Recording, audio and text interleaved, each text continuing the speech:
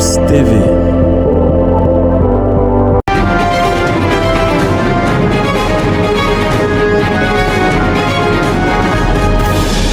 Bonjour et bienvenue sur GFM TV, vous êtes sur Sport Matin de ce mardi. On parlera, n'est-ce pas, de la Coupe de la CAF, la finale qui aura donc lieu dans quelques semaines et qui va opposer Renaissance Sportive Berkane de Florent Ibenge à Orlando Pirates de l'Afrique du Sud. Et puis il y aura une autre finale qui va se jouer toujours ce mois de mai, ça sera celle de la Ligue des Champions de la CAF qui opposera un autre club marocain, c'est le Wydad Athletic Club de Casablanca qui va, n'est-ce pas, faire face au légendaire de Al-Ali du Caire. Et puis on va parler d'un autre sujet, c'est le sujet qui anime un peu les débats. Idrissa Gana Gueye qui est aujourd'hui dans une polémique pour n'avoir pas joué le match Paris Saint-Germain-Montpellier, et là on fait office au fait qu'il ait refusé d'arborer le maillot arc-en-ciel qui, n'est-ce pas, était officialisé pour la journée internationale de l'homophobie. On va aussi parler du Burundi avec le Sacre de Flambeau du Centre, le club Flambeau du Centre qui termine donc premier du championnat burundais avec 53 points. Il y a aussi un autre événement à l'honneur, c'est les 70 ans de la légende du football mondial, Albert Roger Mila, qui est donc, n'est-ce pas, le plus vieux buteur de l'histoire de la Coupe du Monde, qui fête donc ses 70 ans ce mois de mai, et il y aura un match de gala à l'honneur. Beaucoup d'autres sujets seront, n'est-ce pas, à découvrir au cours des quelques minutes qu'on aura à passer ensemble. Chers abonnés, n'oubliez pas, abonnez-vous sur nos pages YouTube et Facebook, et puis n'oubliez pas aussi, n'est-ce pas, de nous soutenir. Je fais un temps d'arrêt et puis je reviens derrière pour la suite.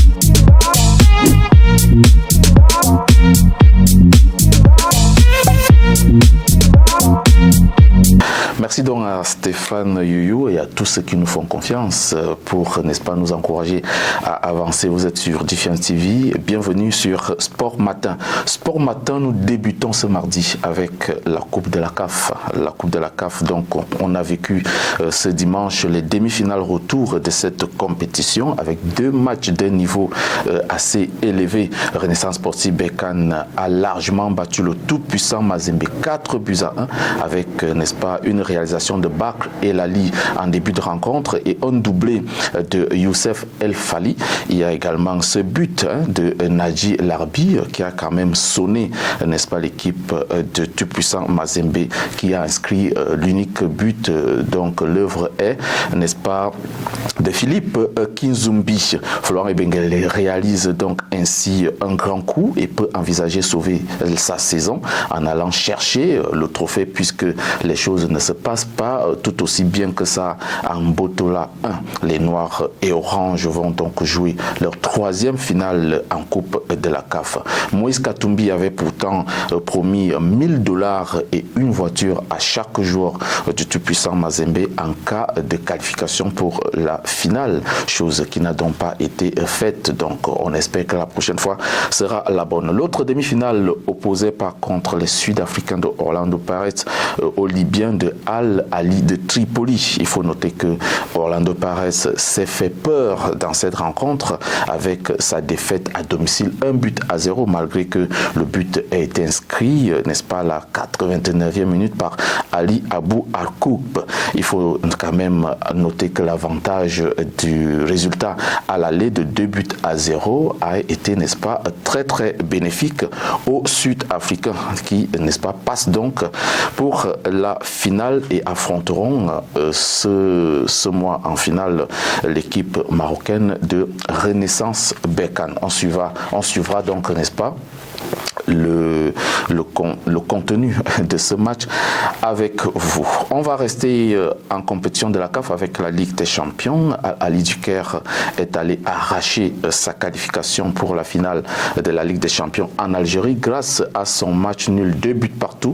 C'était face à Entente Sportive Sétif. Les poulains de Pito Moussimane, tenant du titre, avaient déjà pris un large avantage au match aller. C'était 4-0 au Caire. Et puis un autre qualifié, c'est le Wydad Athletic Club de Casablanca qui certes a fait match nul 1-2 sur place face à Petro Atlético de Luanda, mais a obtenu son ticket pour la finale grâce à sa victoire à l'aller 3-1 à Luanda. On aura donc une finale très élevée entre Al-Ahly du Caire et le Wydad Athletic Club de Casablanca, une finale qui promet des étincelles. Restons à la CAF, toujours pour parler de la Ligue des Champions. La CAF a d'ailleurs dévoilé la date et le lieu de la finale de la Ligue des Champions qui opposera donc le Wydad Athletic Club de Casablanca à Al-Ahly du Caire.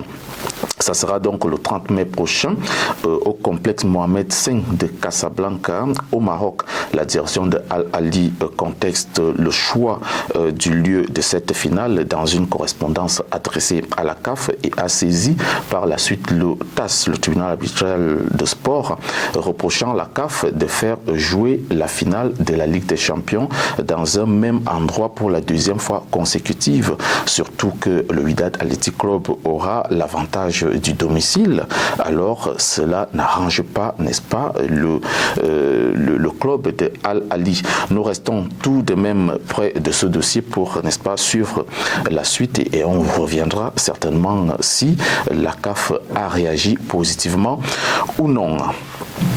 On reste avec les compétitions de la CAF. Le Maroc va accueillir 5 matchs des éliminatoires de la Coupe d'Afrique des Nations 2023. Outre les matchs du groupe K qui se joueront donc au complexe Moulay Abdullah de Rabat entre le Maroc et la République sud-africaine. Il y a également le match entre le Libéria et le Maroc qui aura lieu au complexe Mohamed V de Casablanca. Les matchs du groupe A sont aussi concernés avec la Guinée-Bissau qui affrontera le Sao Tomé-Principe au Grand Stade d'Agadir. Et puis, un autre match, c'est celui de Sao Tomé et Principe face au Nigeria au Grand Stade de Marrakech. Plusieurs pays ne disposant donc pas de terrain, de stade aux normes de la CAF, ces pays ont fait, n'est-ce pas, le choix de disputer leurs matchs à domicile au Maroc. Cela a d'ailleurs été le cas, il faut le dire, pendant les éliminatoires de la Coupe du Monde avec le Burkina Faso, le Niger et autres qui ont joué leur match au Maroc. On va continuer avec l'actualité sportive, n'est-ce pas, en parlant du Burundi. Le Burundi où le championnat a donc pris fin ce week-end avec le Sacre de Flambeau du Centre qui termine premier avec 53 points, coiffant ainsi Athletic New Oil 52 points ou encore Bumamuru FC et Top Junior FC 3e et 4e avec 51 points chacun. Flambeau du Centre représentera donc le Burundi en Ligue des Champions de la CAF pendant que les Crocos FC, le Flambeau de l'Est et Royal FC vont rejoindre la Division 2. Il faut noter qu'il y a Flambeau du Centre et Flambeau de l'Est. Ne pas confondre, c'est Flambeau du Centre qui a été champion et Flambeau de l'Est descend en division inférieure. Moi, je vous permets juste de prendre un verre d'eau, chers abonnés, et je reviens derrière après cette page de pub.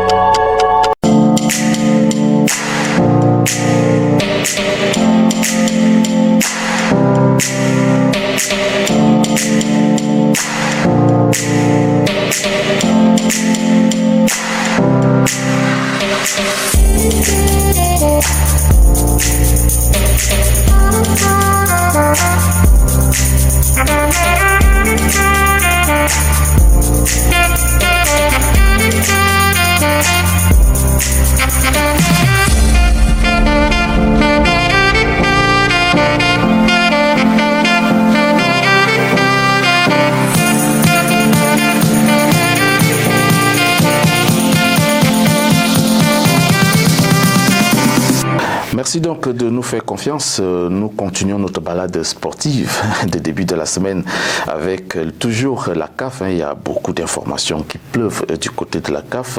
La CAF a rendu publique la liste de ses 20 meilleurs arbitres, parmi lesquels 2 dames, dont l'Éthiopienne Lydia Tafese et la Rwandaise Salima Mukansanga.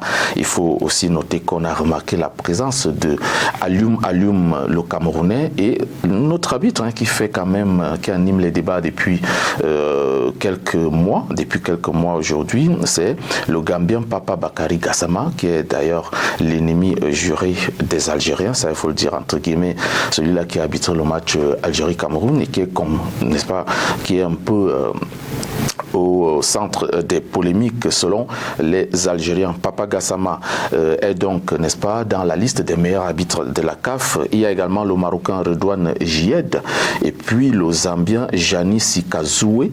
On va aussi noter la présence de l'Éthiopien Bamlak Tessema Oueyesa, qui sont donc, n'est-ce pas, parmi cette longue liste que vous voyez d'ailleurs à l'écran. Donc vous pouvez vous-même reconnaître les autres noms.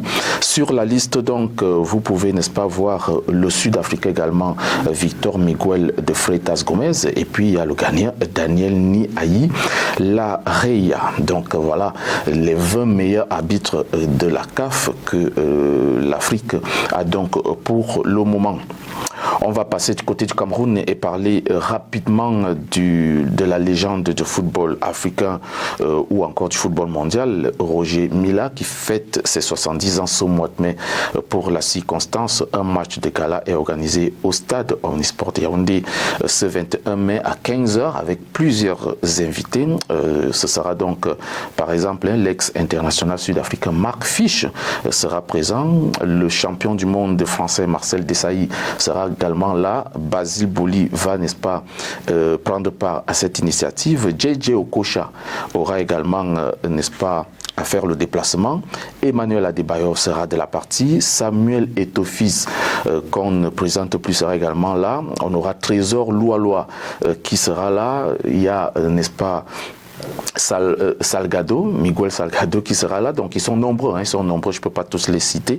Un match soutenu par d'ailleurs le manager sélectionneur des Lions indomptables du Cameroun, Rigobert Sombarnak, qui invite les fans du football à aller rendre hommage au plus vieux buteur de l'histoire de la Coupe du Monde. Nous le suivons d'ailleurs dans cet extrait. C'est vraiment une histoire, parce que je dis, il en a tellement fait et il continue à le faire, et le personnage même, je dis, il est vraiment inexplicable. Avec tout ce qu'il a apporté pour le pays et tout ce qu'il continue à faire, la jeunesse d'aujourd'hui doit prendre l'exemple chez lui pour qu'on puisse s'enrichir. J'invite tous les Camerounais à être là le 21 mai au stade Omnisport de Yaoundé. Ça va être une histoire, quelque chose que vous n'avez jamais eu. Celui qui ne sera pas là, il n'y a pas mieux. C'est de ça qu'il s'agit. Terminons donc notre balade par quelques nouvelles. On va parler de la France. On va aller du côté de la France pour parler d'un international sénégalais. C'est Idrissa Gana Gueye qui fait donc face à une polémique depuis ce samedi pour avoir refusé, n'est-ce pas, de vêtir le maillot à flocage arc-en-ciel dans le cadre de la journée de lutte contre l'homophobie en Ligue 1 française. Une association de lutte contre l'homophobie réclame donc d'ailleurs des explications à l'international sénégalais du Paris Saint-Germain qui a déclaré forfait contre Montpellier. Il faut noter qu'il n'a pas joué le match face à Montpellier et beaucoup de spécialistes évoquent le fait qu'il ne voulait pas porter le maillot floqué arc-en-ciel qui, n'est-ce pas, justifie donc la journée internationale de l'homophobie. Valérie Pécresse, qui est donc la présidente du parti politique français Soyons Libres, candidate à la dernière élection présidentielle, demande des sanctions contre Idrissa Gana Gueye. Je pense que il l'avait déjà fait saison dernière. Idrissa Gana Gueye n'a pas joué le match du Paris Saint-Germain pendant cette même journée internationale de l'homophobie. Notons pour ceux qui ne savent pas que l'homophobie, n'est-ce pas une marque, hein, c'est une marque, c'est pour parler des homosexuels, voilà, pour être clair, c'est pour parler des homosexuels, c'est donc une journée qui fait donc la promotion de l'homosexualité. Et il faut noter que Idrissa Gana Gueye a, n'est-ce pas, ses valeurs, il a ses valeurs, il a le droit de faire partie de ceux-là qui veulent, n'est-ce pas, soutenir ces homosexuels-là ou pas. Je ne sais pas pourquoi est-ce qu'on lui demande des explications, il est libre de le faire ou non, il a ses origines, et il faut noter qu'il est en France, certes, mais il est en France pour travailler, il n'est pas en France pour... En tant que Français, il est en France pour travailler, il a un contrat de travail. Donc, en tant que Sénégalais, je pense qu'il a ses droits. Il a ses droits et il ne faut pas qu'on lui oblige, n'est-ce pas, à faire ce que sa conscience ou sa religion ou encore ses valeurs ne lui demandent pas de faire. C'était juste pour donner mon avis personnel. Voilà, je ne sais pas pourquoi est-ce qu'on le pourchasse pour n'avoir pas pris part à cette journée. On va terminer avec la FACOF, hein, chers abonnés. On va parler cette fois-là d'un autre international. Il est toujours sénégalais, c'est Sadio Mané qui rafle tout. Sadio Mané et Liverpool ont donc remporté la FA Cup. C'était ce week-end en battant Chelsea d'Edouard Mendy au tir au but. Un autre titre donc que décroche l'international sénégalais qui a pourtant manqué son pénalty face à Edouard Mendy, son coéquipier en sélection. Il faut noter que les deux se connaissent très bien. Et puis Mohamed Salah a également pris part à la rencontre. Il est sorti en cours de jeu. Et puis il y a aussi Naby Keita qui a été titularisé et est sorti également en cours de jeu. On va quand même souligner que les Reds ont encore une Ligue des Champions à aller chercher, ça sera le 28 mai prochain. Et puis le titre de la Première Ligue se joue encore, car en cas de victoire, ce week-end, Sadio Mané et ses coéquipiers reviendront à 1 point de Manchester City et tout se jouera certainement lors de la dernière journée pour voir qui de Manchester City ou de Liverpool, des trois Africains, Mohamed Salah, Sadio Mané et Naby Keita, remporteront donc la Première Ligue. Il ne faut pas oublier que Joël Matip fait aussi partie de cet effectif. Il est international camerounais. Mesdames et messieurs, moi j'ai terminé, n'est-ce pas? Je suis heureux de vous savoir nombreux à l'écoute de GFM TV. Ça c'était mon pointage. Je vous retrouve certainement vendredi pour une autre édition de Sport Matin. Mais avant, n'oubliez pas, mais jeudi, vous aurez, n'est-ce pas, votre émission de débat, le Classico. Le Classico, on aura donc un invité prestige qui a d'ailleurs l'habitude de faire partie de nos plateaux pour parler d'un sujet très, très éloquent, n'est-ce pas, et très, très intéressant. Portez-vous bien, je vous embrasse très fort.